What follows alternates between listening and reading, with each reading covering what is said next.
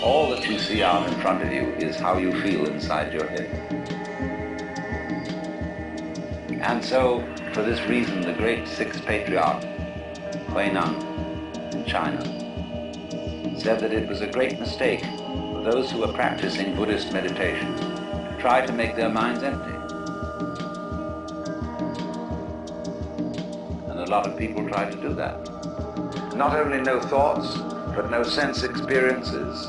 So they'd close their eyes, they'd plug up their ears, and generally go in for sensory deprivation.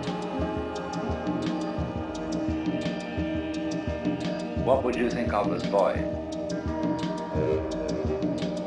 Being lost in a fog, so that it's white all around, you can't see in any direction. Being in the darkness, or the color of your head as perceived by your eyes. That's probably the best illustration that we would think of as the void. Because it isn't black and it isn't white, it isn't anything. But that's still not complete. Take the lesson from the head. How does your head look to your eyes? Well, I tell you, it looks like what you see out in front of you. Because all that you see out in front of you is how you feel inside your head.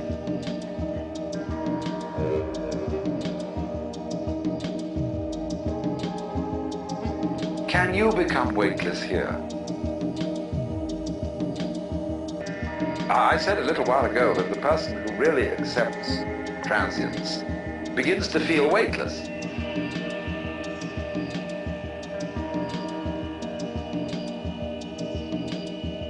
When Suzuki was asked, what is it like to have experienced Satori, enlightenment, he said it's just like ordinary everyday experience, but about 2 inches off the ground.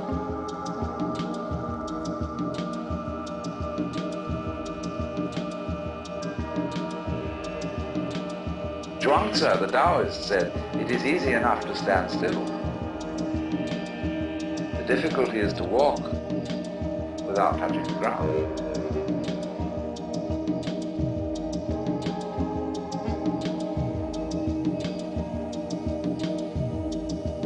And why do you feel so heavy? It isn't just a matter of gravitation and weight.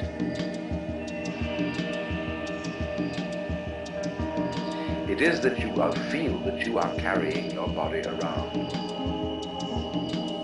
So when you feel it, common speech expresses this all the time. Life is a drag. I feel I'm just dragging myself around. My body is a burden to me. To whom? To whom? That's the question. You see?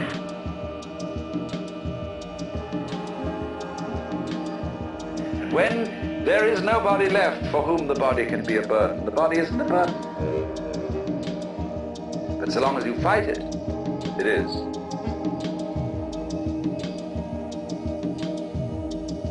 So then, when there is nobody left to resist the thing that we call change, which is simply another word for life, and when we dispel the illusion that we think our thoughts, instead of being just a stream of thoughts, and that we feel our feelings instead of being just feelings. It's like saying, to feel the feelings is a redundant expression. It's like saying, actually, I hear sounds, for there are no sounds which are not heard.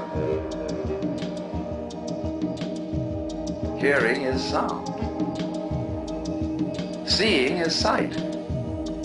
When you get to think that you think your thoughts, the you standing aside the thoughts has the same sort of consequence as seeing double.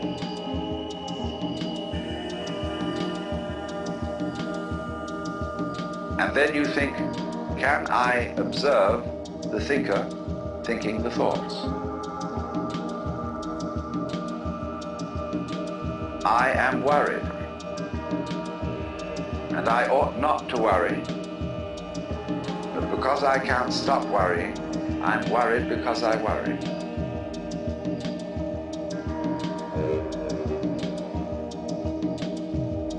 And you see where that can lead to. It leads to exactly the same situation, and that is what we call anxiety, trembling. But this discipline that we're talking about of Nagarjunas abolishes anxiety because you discover that no amount of anxiety makes any difference to anything that's going to happen.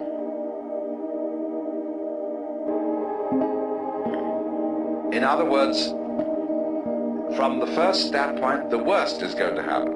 You're all going to die.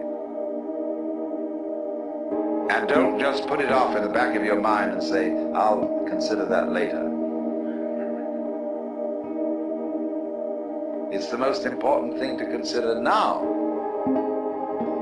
because it enables you, it is the mercy of nature, because it's going to enable you to let go and not defend yourself all the time. Waste all energies in self-defense.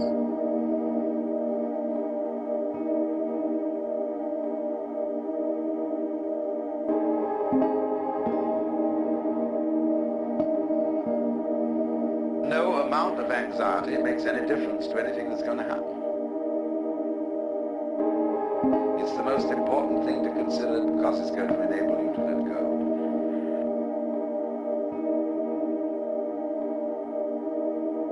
And not defend yourself all the time. Waste all energies in self-defense.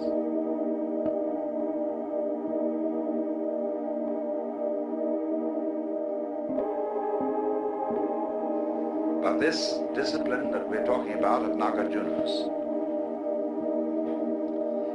abolishes anxiety because you discover that no amount of anxiety makes any difference to anything that's going to happen. And the body isn't a burden, but so long as you fight it, it is.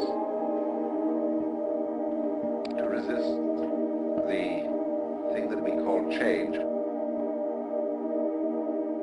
which is simply another word for life.